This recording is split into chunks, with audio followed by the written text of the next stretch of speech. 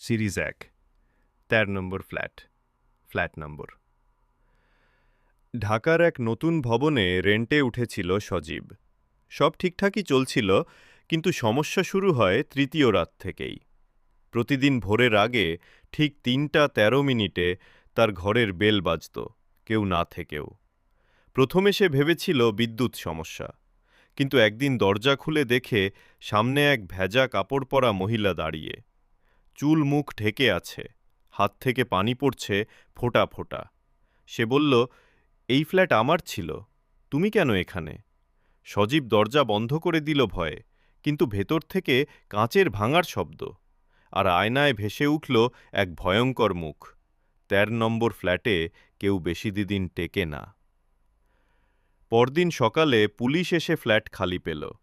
শুধু টেবিলের উপর একটা ভেজা হাতের ছাপ আর একটা চাবি।